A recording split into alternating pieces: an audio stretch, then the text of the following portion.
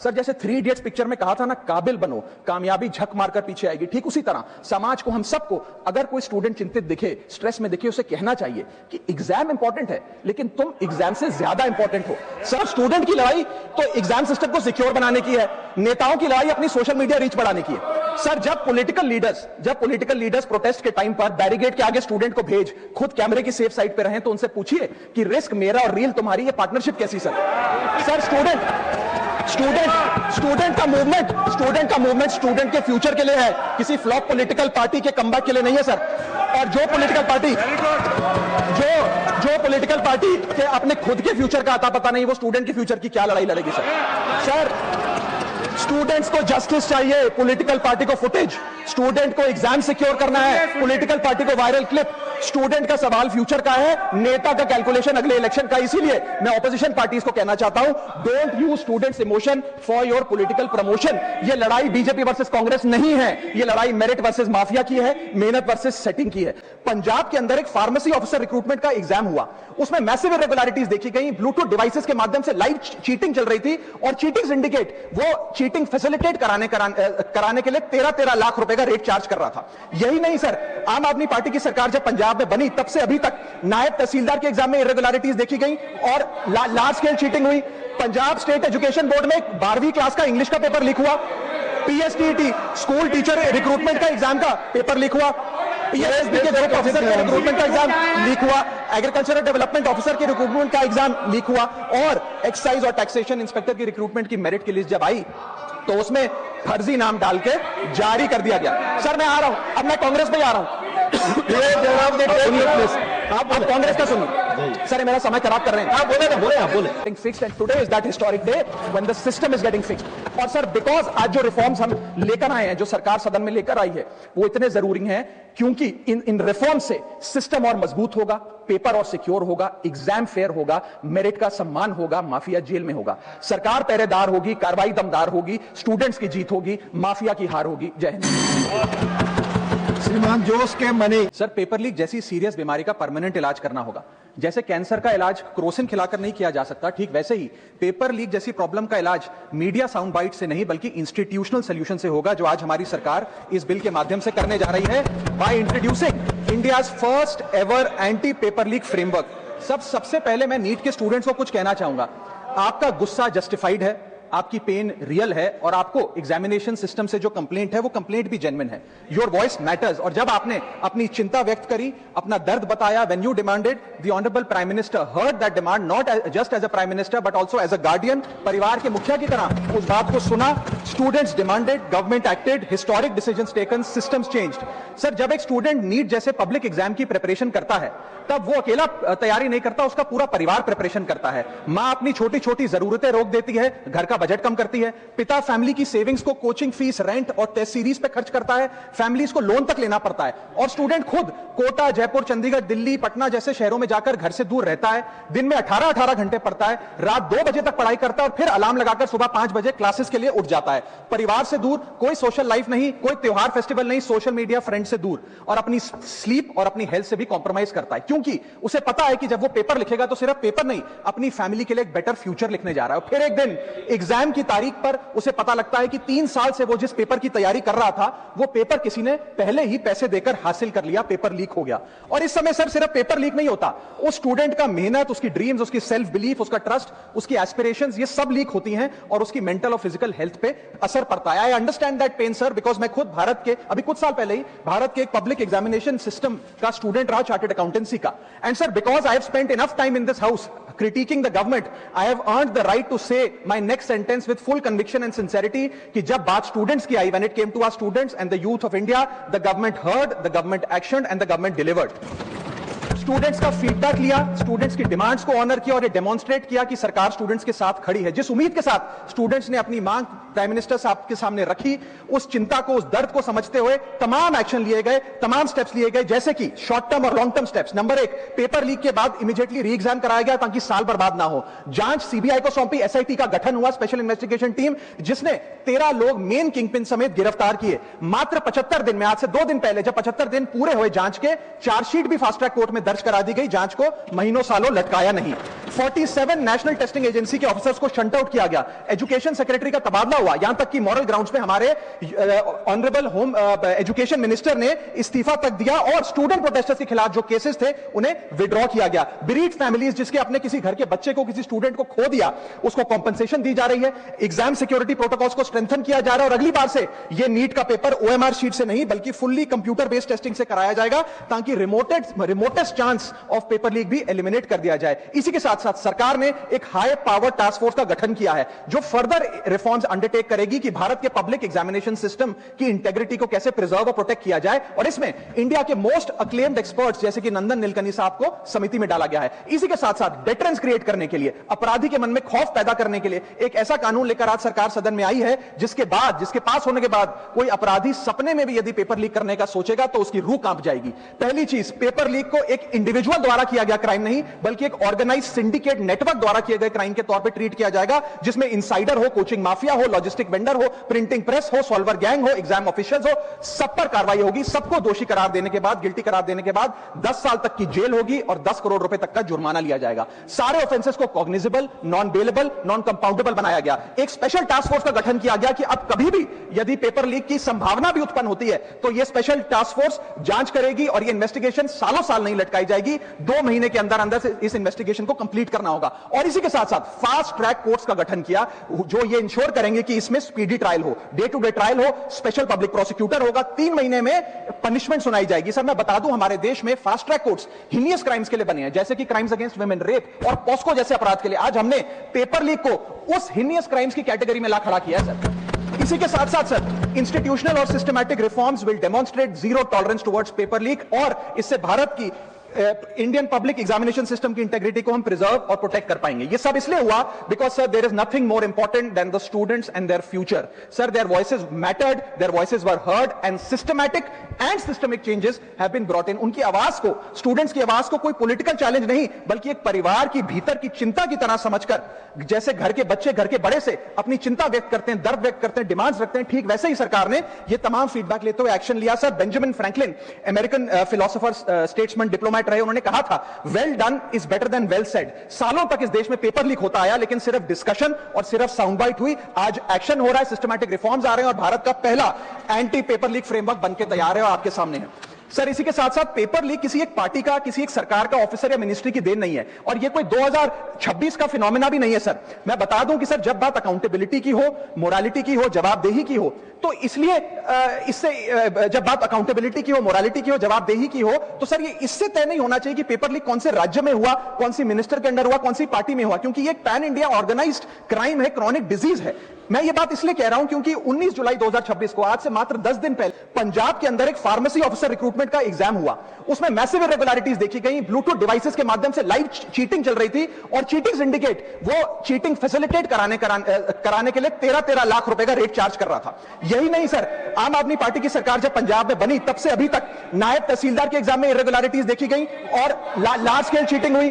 Punjab state education board में 12वीं class का इंग्लिश का पेपर लीक हुआ, पीएसटीटी स्कूल टीचर रिक्रूटमेंट का एग्जाम का पेपर लीक हुआ, पीएसबी के ग्रुप ऑफिसर के रिक्रूटमेंट का एग्जाम लीक हुआ, एग्रीकल्चरल डेवलपमेंट ऑफिसर के रिक्रूटमेंट का एग्जाम लीक हुआ और एक्साइज और टैक्सेशन इंस्पेक्टर की रिक्रूटमेंट की मेरिट की लिस्ट जब आई तो उसमें फर्जी नाम डाल के जारी कर दिया गया। सर मैं आ रहा हूं, अब मैं कांग्रेस में आ रहा हूं।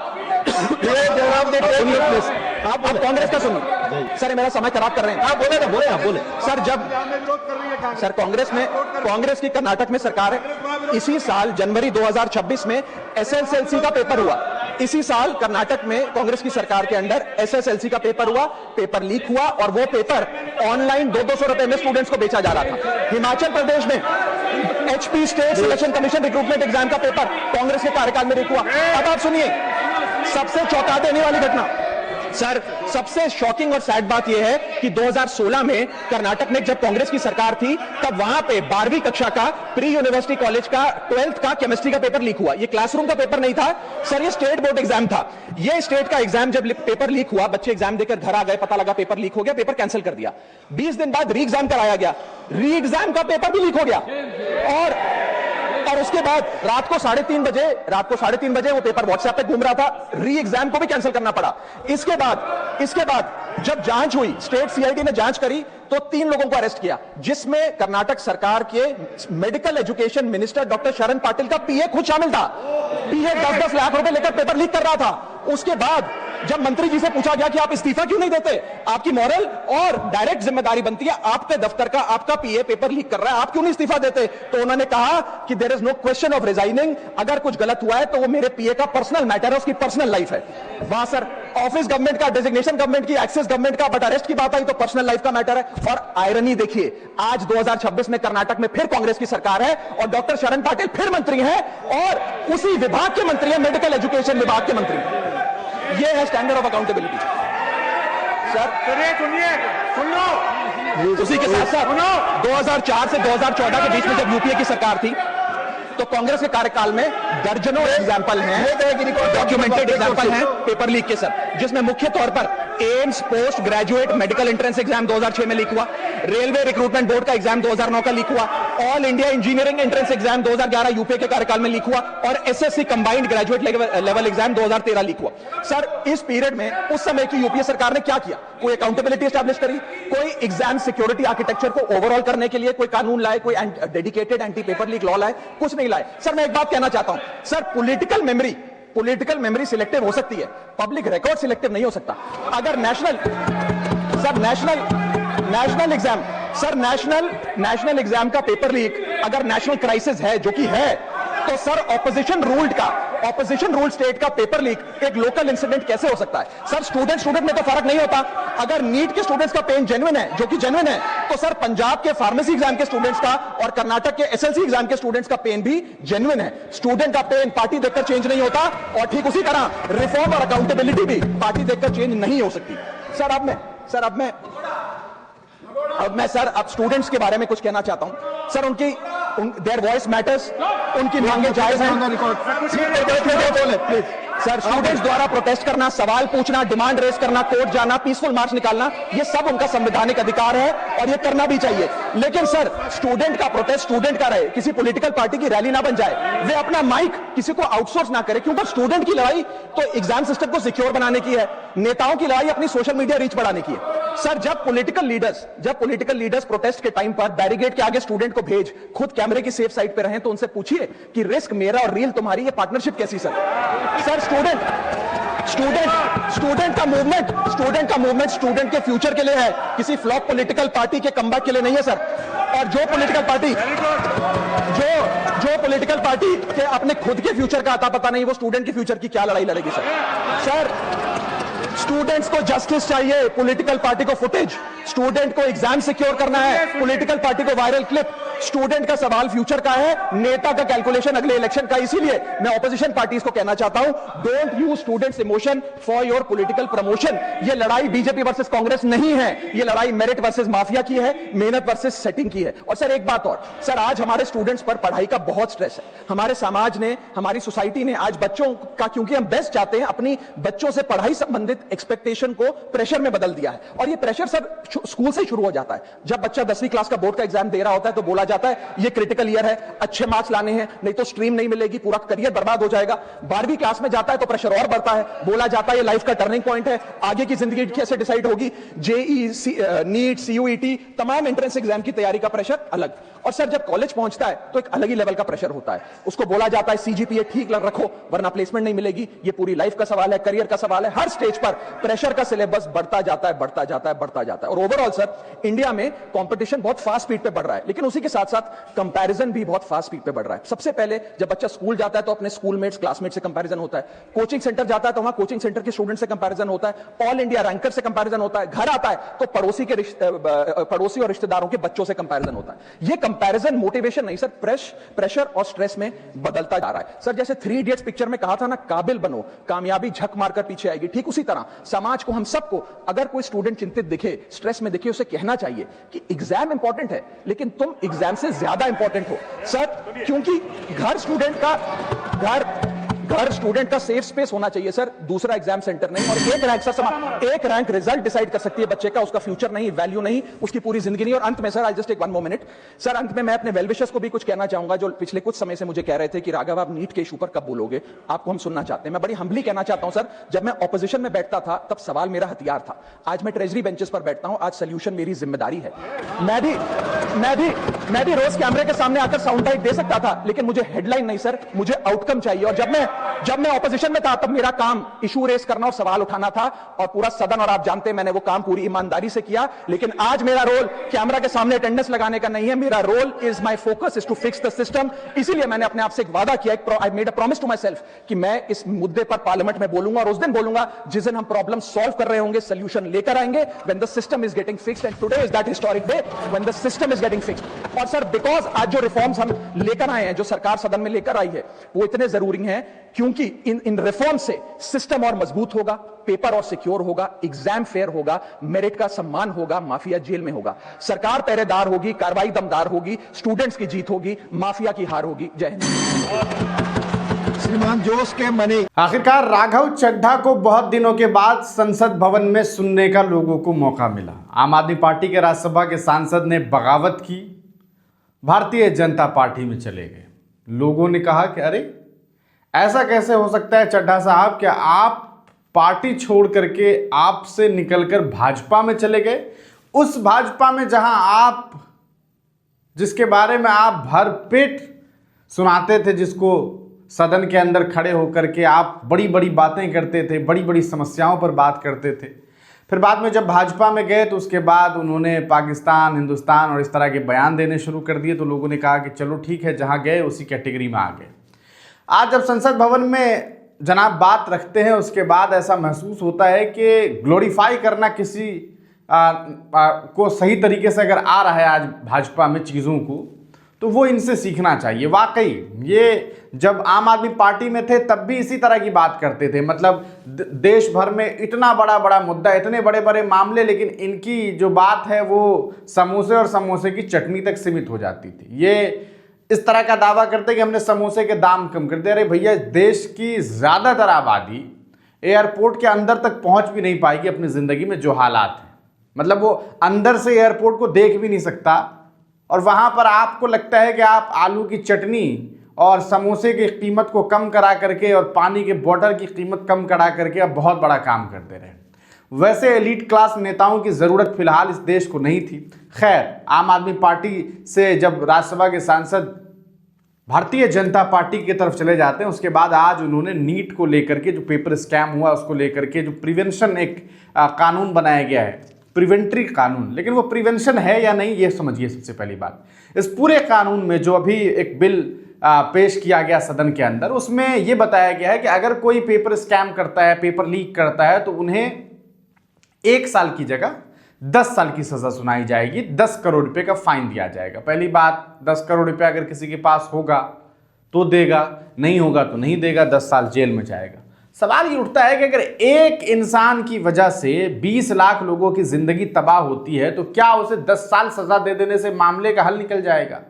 असल इस देश को जरूरत तो इस चीज की है कि पेपर लीक ना हो, इस पर हम काम करें। आप तो कह ही रहे हैं कि भैया पेपर लीक होगा, हम सजा बढ़ा करके दे देंगे, इससे क्या हो जाएगा? सवाल यह है कि अगर आप इस पर ज्यादा दिमाग लगाएंगे कि भाई अगर बच्चियों का रेप होता है, बेटियों का रेप होता है, तो हम रेपिस्ट को कड़ी से कड़ी सजा देंगे, उसको जो है हम फांसी पर लटका देंगे। ठीक है, आप लटका दीजिए फांसी पर, लेकिन बलात्कार के मामले तो घटने चाहिए। अगर मामलात नहीं घटेंगे, आप कानून चाहे कितना भी टाइट बना दीजिए, आप लाख सजा दे दीजिए, आप सजा तो किसी 1, 2, 4, 10 लोगों को देंगे, लेकिन उसकी वजह से जो लाखों लोगों की जिंदगियां तबाह होगी, क्या उसका वो बदल होगा? हमारा काम तो ये होना चाहिए कि हम एक ऐसा सिस्टम बनाए, एक ऐसा निजाम बनाए, एक ऐसी कहा सकता है सिस्टमेटिक तरीके से काम की जाए, एग्जामिनेशंस लिए जाए कि पेपर लीक जैसी कोई संभावना बने ही नहीं। हमें तो इस पर काम करना था, लेकिन हम इस पर काम कर रहे हैं कि भैया ऐसा है कि पेपर तो लीक होगा, हम सजा दे देंगे ज्यादा से ज्यादा। अब राघव चड्ढा ने सदन के अंदर बड़ी बड़ी बातें की, आम आदमी पार्टी पे हमला बोला, जिस पार्टी में रहे, जिस पार्टी में फले फूले, जिस पार्टी ने नेता बनाया, अब उसी पार्टी को लेकर के कहने लगे कि भाई वो फेल्योर पार्टी है, उनके नेता जो हैं वो सदन में क्या कर, उनके नेता ने प्रोटेस्ट में क्या किया, रील बनाने का काम किया। वो जब मार खाने की बात आई तो साइड में थे, बैरिकेड के पास से खड़े होकर के, बैरिकेड के बाहर खड़े होकर के राजनीति की। संजय सिंह, आम आदमी पार्टी के प्रमुख नेता अरविंद केजरीवाल हो, चाहे मनीष सिसोदिया हो, चाहे वो पूर्व मुख्यमंत्री हो, उन सबको कहीं ना कहीं बगैर नाम लिए राघव चड्ढा ने टारगेट किया। खैर, राघव ने जो बड़ी बड़ी बातें की वो ये कि देखिए, नीट का पेपर की तैयारी करने वाले जो बच्चे होते हैं वो बहुत मेहनत करते हैं, न सिर्फ वो उनका परिवार, उनका एग्जाम होता है, बल्कि पूरी फैमिली उसमें इन्वॉल्व होती है, पूरा परिवार उनके लिए मेहनत करता है। बच्चा बहुत मेहनत करता है, कि रूटीन के साथ मेहनत करता है, सुबह 5 बजे उठता है, नहाता है, धोता है, खाता है, सब तमाम परिवार के लोग उसको सपोर्ट करते हैं। रात में वो सोता है, कम सोता है, अपने हेल्थ का सही तरीके से ख्याल नहीं रख पाता, तमाम चीज़ों को जो है वो कहा सकता है एक रिस्क पर डाल करके एग्जाम देता है। सवाल तो सर यही है ना कि रिस्क पर सब कुछ डालता है और पेपर लीक हो जाता है। आप एक आदमी को सजा दे देंगे, लेकिन पेपर लीक नहीं हो उसके लिए क्या कर रही है सरकार? और आपको ऐसा लगता है कि कानून बना देने से पेपर लीक की समस्याएं खत्म हो जाएगी? तब तो फिर मर्डर करने वाले मर्डर नहीं करते। मर्डर के लिए कानून देखिए कितना बड़ा है, उम्र कैद की सजा, फांसी की सजा, लेकिन खत्म हो गया क्या? कुछ खत्म नहीं हुआ। खत्म करने के लिए क्या किया जा रहा है? वो जनाब लास्ट में आखिर में कहते हैं राघव चड्ढा जी के, ऐसा है कि हमने जो है वो एक ऐसा, लोग आज हमारे वेल विशर्स जो हैं वो हमसे कह रहे हैं कि आपने नीट का पेपर स्कैम हो गया, आपने कुछ नहीं बोला। वो कह रहे हैं कि अब हम बोलेंगे नहीं, अब हम समाधान लेकर के आएंगे, क्योंकि हम सत्ता में हैं, हम अब सत्ताधारी हैं, तो अब हमारा बोलने का काम नहीं है, समाधान लेकर के आने का काम है। ठीक है, बढ़िया है, बहुत अच्छे। ये कहते हैं द गवर्नमेंट हर्ड, यानी कि सरकार ने सुनी छात्रों की। जब छात्रों ने मांग किया, देखिए सरकार ने सुना, सरकार ने इंप्लीमेंट किया, कानून बनाए, बिल लाए, पारित करा रहे हैं, और अब हम सरकार की तरफ से एकदम जो है जबरदस्त तैयारी है। और फास्ट ट्रैक कोर्ट, भैया वही फास्ट ट्रैक कोर्ट जहां 2.5 लाख केसेस पेंडिंग है। 15 साल के बाद शाहीना नाम की एक लड़की को जो है वो 15 साल के बाद उसके मामले में वो एसिड उसके चेहरे पर डाला गया था, जिसम पे एसिड फेंका गया था। Fast track case, fast track court ने 15 साल के बाद इस पूरे मामले में आरोपी को बरी कर दिया। बताइए, 15 साल तक वो लड़की बेचारी। ये है फास्ट ट्रैक कोर्ट की हालत। 2.5 लाख केस पेंडिंग में है। अभी जो नया फास्ट ट्रैक कोर्ट बनाया आपने पेपर स्कैम के लिए, पहली हियरिंग में सीबीआई वाले आए ही नहीं, पहुंचे ही नहीं। ये कैसा फास्ट ट्रैक है, मतलब आप समझिए। खैर, अब ये कह रहे हैं कि तुरंत हमने, सरकार ने कितना कुछ सुना, देखिए दोबारा एग्जाम ले लिया, तुरंत एग्जाम ले लिया, कोई साल नहीं बर्बाद होने दिया, सब कुछ बढ़िया से करा दिया, अच्छे से करा दिया। लेकिन आपको मालूम है कि इस बार जब दोबारा पेपर हुआ नीट का, तो लगभग जो पूर्व में एग्जाम देने वाले छात्र थे उनसे 2 लाख से ज्यादा बच्चों ने एग्जाम नहीं दिया। वो 2 लाख बच्चों ने जो एग्जाम नहीं दिया उसके लिए दोषी कौन? वो जो 20-25 बच्चों ने खुदकुशी कर ली उसके लिए जिम्मेदार कौन? आगे कहते हैं कि मोरल ग्राउंड पर हमारे शिक्षा मंत्री ने इस्तीफा, मोरल ग्राउंड पर इस्तीफा दिया, इस्तीफा लिया गया, इस्तीफा बहुत मेहनत के बाद छीना गया। इस्तीफा देने के लिए आप तैयार कहां थे? मोरल ग्राउंड पे आप लोगों ने तो उन्हें फूल माला से स्वागत किया, इस्तीफा देने के बाद भी मानो बॉर्डर पे लड़के आए थे। ये हालत है नेताजी की। बड़ी बड़ी बातें, बड़े बड़े लेक्चर। कहते हैं कि ऑर्गेनाइज सिंडिकेट काम कर रहा है, उस ऑर्गेनाइज सिंडिकेट को खत्म करना है। अच्छा, एडू टेस्ट नाम की कंपनी जो गुजरात में एग्जाम लेती है, पेपर लीक करा देती है, उसे बिहार में ब्लैकलिस्ट हो जाता है, उसे बिहार भेज दिया जाता है। बिहार में एग्जाम लेता है, बिहार में पेपर लीक करा देता है, अदर स्टेट में जाता है, वहां ब्लैकलिस्ट हो जाता है। तो ऐसे कंपनी जो बार बार ब्लैकलिस्टेड हो रहे हैं, उन्हें परीक्षा लेने के लिए अनुमति दे कौन रहा है? वो कौन लोग हैं? क्या उनका आपके प्रधान सेवक से कोई लेना देना है? शिक्षा व्यवस्था का हालत यह है, 1 लाख ऐसे स्कूल्स हैं लगभग जिन्हें बंद कर दिया गया है। 1 लाख के आसपास ऐसे स्कूल्स हैं जहां इलेक्ट्रिसिटी नहीं है। 98,000 ऐसे स्कूल हैं जहां बच्चियों के लिए वॉशरूम नहीं है। कौन बोलेगा इसके लिए? अब आप बोलेंगे नहीं, अब आप समाधान निकालेंगे। आम आदमी पार्टी की सरकार बनी पंजाब में, तो इनका कहना है कि वहां पेपर लीक बहुत सारा हुआ, कर्नाटक में बहुत सारे पेपर लीक हुए। आज क्यों ख्याल आया? बहुत आपको लगता है कि आप बोलने वाले हैं। जब आप सरकार में थे, आप सत्ता में थे कुछ महीने पहले तक, तब क्यों नहीं बोले आप? मतलब यह है कि आप बोलने वाले नहीं है, मतलब आपका यही काम है कि बस छिपा के रखना है चीजों को। कर्नाटक पर बोल रहे हैं, भैया पेपर लीक कहीं भी हो रहा है तो गलत हो रहा है, लीजिए ना एक्शन। लेकिन इसका यह क्या मतलब होता है कि फलाने कि पार्टी थी, फलाने की सरकार थी, कांग्रेस की सरकार थी तो रेप होता था, तो अभी भी हो रहा है। ये क्या मतलब, ये कोई जवाब हुआ? अरे भाई उनसे नहीं संभला, तुमसे भी तो नहीं संभला, फिर तुम क्यों गद्दी पे बैठे हो? ये अकाउंटेबिलिटी वाली चीज कब आएगी? ये जो बदला बदला मतलब तुमने किया, हमने किया, हमने किया, तुमने किया, ठीक हुआ, ये क्या बात हुई? आगे देखिए, स्टूडेंट के मूवमेंट को फ्लॉप पार्टी ने जो है कैप्चर कर लिया। आम आदमी पार्टी पर पूरी तरीके से निशाना था इनका। कहते हैं रील और रिस्क लेने का काम अलग अलग हुआ। फिर ये वो जो 3 इडियट मूवी आई थी, आज राघव चड्ढा ने 3 इडियट मूवी का जिक्र किया और कहा कि काबिल बनो, काबिल बनोगे तो कामयाबी झक मार के पीछे आएगी। तो हमें अपने बच्चों को काबिल बनाना है, हमें अपने बच्चों को प्रेशर पे नहीं डालना। अरे भाई फैमिली प्रेशर पे जो डाल रही है वो तो छोड़ दीजिए, सत्ता में बैठे हुए लोग क्या कर रहे हैं, पेपर लीक। तो ये राघव चड्ढा जी अब बदल गए हैं। लंबी लंबी बातें उन्होंने की है, लगभग 15-17 मिनट बोले हैं आज। किस तरह का भाषण आपको लगा, अपनी प्रतिक्रिया कमेंट सेक्शन में जरूर लिखिएगा। वीडियो देखने के लिए बहुत बहुत शुक्रिया।